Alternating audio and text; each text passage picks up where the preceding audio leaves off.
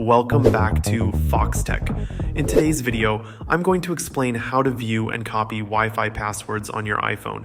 If you'd like to share your Wi-Fi password with someone else, you can easily find and copy it from your settings.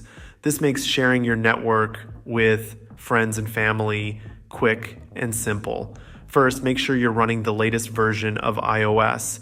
While this feature has been around for a while, ensuring your iPhone or iPad is updated will help avoid any compatibility issues. Using an outdated version of iOS might prevent you from accessing this functionality. Now let's walk through the process.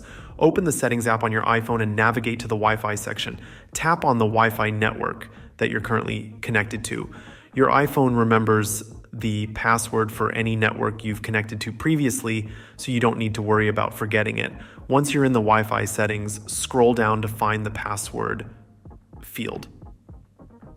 Initially, the password will be blurred out and not visible. To view it, tap on the password field. Your iPhone will prompt you to authenticate using Face ID or Touch ID, depending on your device. After authenticating, the password will be revealed. You can then hold down on the password to copy it. This makes it easy to share the password via a messaging app like WhatsApp or iMessage. Just paste the copied password into the chat and you're good to go. This method ensures you can quickly and securely share your Wi-Fi details with others. There are also other methods for sharing your Wi-Fi password. For example, if you and the person you're sharing with are using devices logged into the same Apple ID, you can simply bring the devices close together.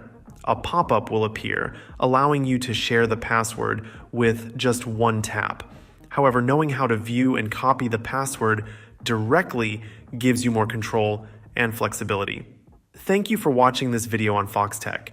If you found this information helpful, please give the video a thumbs up and consider subscribing to our channel for more tech tips and tutorials. Until next time, peace.